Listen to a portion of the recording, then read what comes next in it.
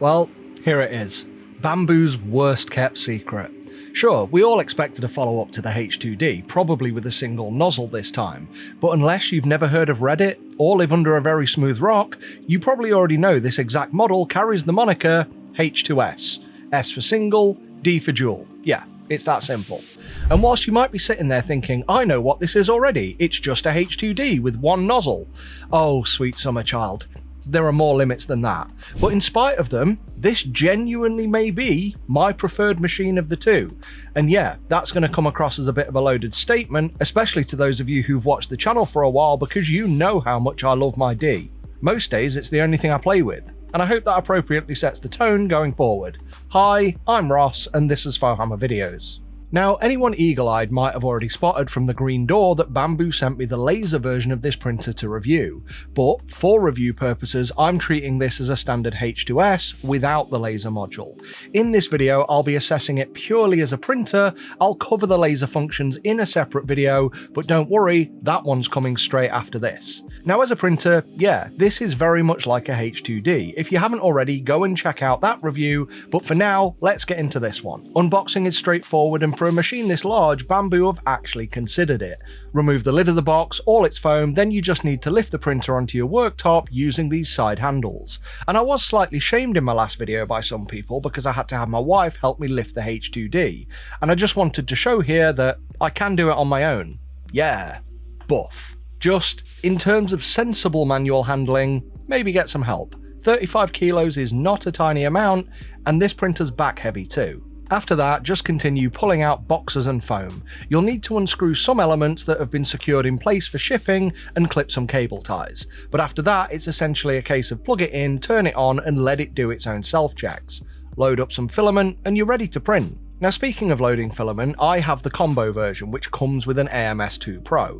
That will actually be the only version of the H2S available at launch, whether you get the laser model or the standard. The non-combo version will be released in October 2025. If you have a non-combo version, you'll get an arm which clips to the back that you can mount your filament onto. And you do get that with this one as well, in case you choose to use it instead of the AMS for some reason. Now, looks-wise, this is very Bambu looking, isn't it? Grey plastic housing. If it were the standard version, it'd have clear glass on the front and a clear glass lid. As this is the laser version, it's got a green plastic door designed specifically to block the wavelength of diode lasers. The lid is still glass in this case, but it has a fully opaque black coating over it for exactly the same reason, to block out laser light. Now, on the H2S, we also lose the side panel windows and the light up Bambu signs.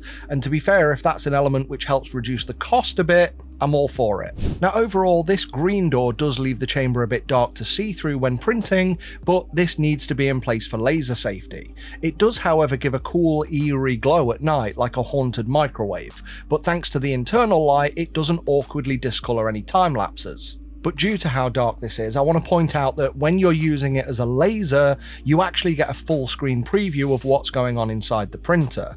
It'd be handy if you had that whilst printing too, because it's difficult to see through the door when you've got the lights on in your room. But I suppose you can always watch this remotely, or open the door if you're using soft materials. Now, moving on to ports, and there's quite a lot. From top to bottom, you've got a 6-pin AMS port at the top, and for anyone unfamiliar with how they connect, one AMS just daisy chains to the next. The maximum number of AMS units you can use with this machine is 4 AMS or AMS2 Pros, and then 8 AMS HTs in any combination, and that gives you up to 24 different material slots. To the right of this, you'll see an input port for filament where you just feed in a PTFE tube. Now, below this is a port that would be for a second filament feed if you had the H2D, but checking this on the inside of the printer, all of that hardware has been removed here, so this is purely just redundant carryover from the D's chassis shape. And now is probably the most opportune time to mention it that, no, if you get a H2S, you cannot later upgrade it to a H2D, which is another place this unit has limits, and I'll keep highlighting the limits because that all adds up to my conclusion later. But the H2S also still does have a dedicated port for TPU. Now, there's also 2 4-pin ports next to the filament waste chute, and these are for accessory devices like the Cyberbrick time-lapse kit. On the website, this still only lists compatibility up to the A1 printers, but I've ordered it to test it on the H2s.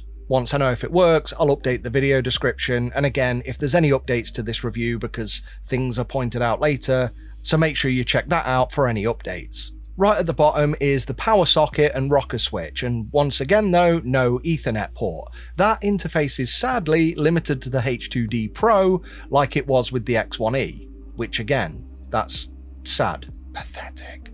What we also have on the rear is an air vent. Yeah, that's not my worst. Anyway, this dynamically opens and closes to exhaust and regulate chamber temperature. PLA and the like, it keeps it cool. ABS, it keeps it warm. And there's also a partnered dynamic vent on top of the machine, which operates as an air inlet at the same time the one on the rear opens up to be an outlet. And finally, we've also got a port here for a safety kill switch. Now this is required if you use the laser, but without that you do need this red key inserted.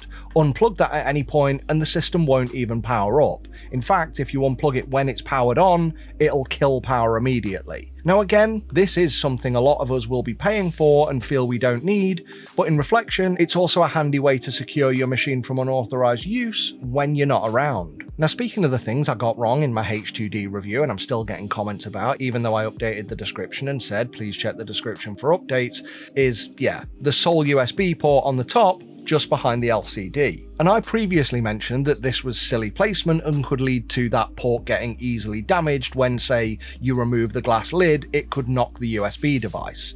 Of course, you wonderful lot were quick to remind me that low-profile USB drives exist. And yeah, I'm a dumbass on that, quite a big dumbass because I actually already owned several of these. They were just hidden away in my drawer of shame, right next to my self-respect. And the final interface element on the printer is the button on the top right-hand corner. And like a few other bits I've mentioned, this does bugger all if you're not using the laser functionality. Right, let's jump inside. It's got all the usual stuff. A side-mounted part cooling fan, the waste chute at the back left corner, though this has been slightly redesigned now and has little toothy nozzle wipers, kinda like the A1 printers. And also like the A1, the toolhead itself, aside from being a darker grey housing, looks identical to what we've got on the A1 and the A1 Mini. But it's not, because Bambu said so. Okay, the long and short of it is that they've told us that this has been completely redesigned. Okay, I'm not really interested in that level of nitty-gritty personally. What I do care about are the functional elements of this. So, on the bottom right corner of this, you can see this one has a LIDAR scanner, like in the X1. But unlike the H2D, this does not have a nozzle camera, which to be fair is a component I'd actually like if I could view it. But all it's done for me so far on that printer is perpetually and incorrectly warn me of filament buildup on the nozzle and pauses my prints for no valid reason in the middle of every night. However, the H1S is still compatible with the Vision encoder board, a build plate intended to improve accuracy, but let's be fair, I think we all know the jury is still well out on that one. I would love to see a video from Bambu showing what this does, or more to the point, what is the point of this? Now, another nice feature I love on this toolhead is the spinning dial, and I know it's a small thing, but when diagnosing a clog, it is incredibly handy to externally validate that the extruder gear is actually rotating smoothly, and this is something I miss on the H2D. Now, it would be nice if this also operated as a manual crank too, so if you've got a clog, you could turn this to loosen stuff up, but no, it just pulls off the rod. Oh, shut up. And I've since learned it needs to come off because it gets in the way when you install the add-ons like the laser, the cutter and the plotter. Anyway, then there's the easily swappable nozzles. Just pull off the silicone sock, unclamp the nozzle, swap a new one in, reclip it in place and put the sock back on. Done. Now, as usual with Bambu, the printer comes with a 0.4 hardened steel nozzle, but you can also get a 0.6, 0.8 or a 0.2 stainless steel one. And high flow variants are available for the 0.4 and up, and all the profiles for the various materials are already built in to Bambu Studio. And as I briefly mentioned, like the H2D, this one still supports the cutting and plotting module and the laser head add-ons, but unlike the H2D, this printer actually ships with a smaller internal power supply. So you're limited to the 10 watt laser on the H2S, there's no 40 watt laser option available here, and no official upgrade path either, which is going to be another limit for some people, and to me, probably the most frustrating one. Right then, the build plate, or more specifically, the build volume. Let's break it down for anyone who doesn't know.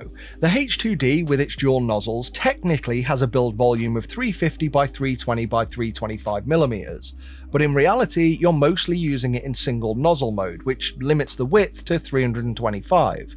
Switch to dual nozzle for something like support material, and then it drops to 300. And yeah, there are workarounds, but I honestly doubt many people are regularly using them. More often than not, this is just the limit you work to. Here, with the H2S, we've now got 340 by 320 by 340 with its single nozzle. So I'm a bit surprised we didn't get the full 350 width back, but I am pleased with the extra height thanks to the smaller tool head. But I'm also still a little disappointed that it's not a true cube. Yeah, I know. But hey, it's closer than before. I liked the cubes. It was simple, and Bambu are known for simple. That's all I'm saying. I like it when it's an equal cube. Does it matter? No, not really. Let's move on. I know I'm being petty, but I'm not alone. Anyway, that missing depth is taken up by that chunky plastic housing at the back, and that's the same plastic housing that holds the waste chute on one side and the integrated carbon filter on the other. And this also unhandily blocks easy access to the rear lead screw, which yeah, you're gonna need to reach for maintenance. And look, here's the thing. I don't care about the technical reasons why Bambu made the bed this size. Most of you know I'd pick a Bambu printer over most others anyway, and most of us would. But the point that I fumbled in my H2D review is that on paper, to many non-printing enthusiasts, this looks worse than some of its competitors in terms of build volume per footprint. And yeah, it kind of is. But the thing is, that's because people often miss the real value of Bambu printers, which now goes far beyond the it just works approach that other brands are still cheaply trying to emulate and failing because they don't get it. Bambu aren't succeeding because they have all these elements. Bambu are succeeding because they create them. And the thing is, it's so hard to show this value in a video. You really need to get hands-on with two competing machines to fully appreciate it. But that value is the whole platform. Now yes, I have to address it, Bambu is more locked down than others, especially after last year's firmware-forced Bambu software-only approach. But you can enable LAN-only mode, or, and this might sound crazy, just buy something more open if that's what matters to you more, because Bambu clearly isn't going after the tinkerer market, and that's something they've proved since releasing the A1 machines. And I've said it before, they're building for people like me, hobbyists who just want to print, and for most users that trade-off between openness and convenience, it's just not a deal breaker. And is this a slap in the face to the open source roots of 3D printing? Yeah, it absolutely is. But this isn't a Bambu thing. This is capitalism. People want easy, and people will pay more for easier. And in that space, Bambu still leads, and they lead by a clear mile, to the point that I'll continue to say that absolutely none of the other brands even get it. The only ones that even came close were Anchormake, and I mean close to getting it, not delivering. And they're also now known as Eufymake, and who knows if they're even still in the FDM game. But when it comes to Bambu, they almost have a monopoly now, and it's because their UI and slicer are excellent.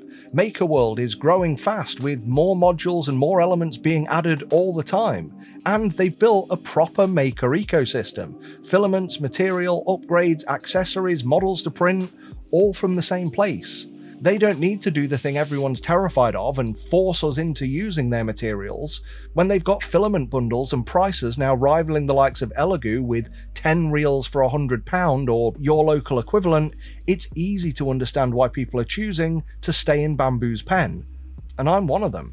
Yes, there are other brands out there, and if you want an open printer, go and buy one of those. But generally, compared to this, when it comes to the software side and the platform, they're all an absolute mess, chasing everything that Bambu does.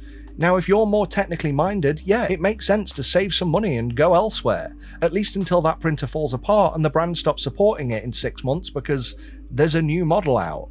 So at the end of the day, choosing to buy a Bambu is really just asking, how much is convenience worth to you? Right, so in terms of print quality, well, most people print a Benchy as their first test print, and I have printed some, wasn't my first print. My first print on this was a Lich King helmet by MakerWorld user Sortin, and then a sword.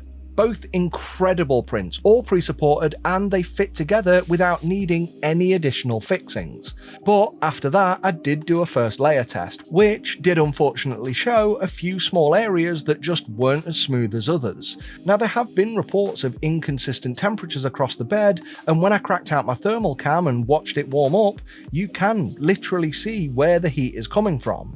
But after a few minutes, this appeared pretty consistent across the whole plate. Now, I agree that this heating isn't perfectly even, but practically I haven't had any noticeable adhesion issues with this machine. But yes, I will agree there are printers out there with better approaches to bed heating. A popular method now is having separate zones that heat independently depending on how much of the bed you're using. TLDR, for me, this works fine, but I agree it could be better. Now, coming on to benches, I have actually printed benches using different nozzles just to get an idea of what the speed and quality was like from each. So feel free to pause these screens here, but I've done 0.2, 0.4, 0.6 and 0.8, and these were all done using the default layer heights and values for each nozzle size. However, I also need to show off this awesome Power Claw print from Alex Geek Workshop. This was printed without supports and again requires absolutely no fixings to assemble or operate. And this is all PLA and it is stupidly satisfying to play with. I even made a second one, and you're now looking at Commissar Zoidberg. Now, coming back to the printer, the last thing I like about the inside, and this is a small thing again, it's that the bottom is flat, unlike the older X and P series printers. And the value of this is when errant bits of filament get dropped in here, you can just sweep them out. It's the small things that make me happy. Now finally, the AMS. It's just like the original AMS, but it's been upgraded. So the benefits are you've now got direct access to the internal PTFE tubes, which means it's easier to deal with inevitable blockages. And just like the H2 printers, there are now compression buttons everywhere, so you no longer need printed tools to remove these tubes and access stuck filament. But the absolute best part is the heater.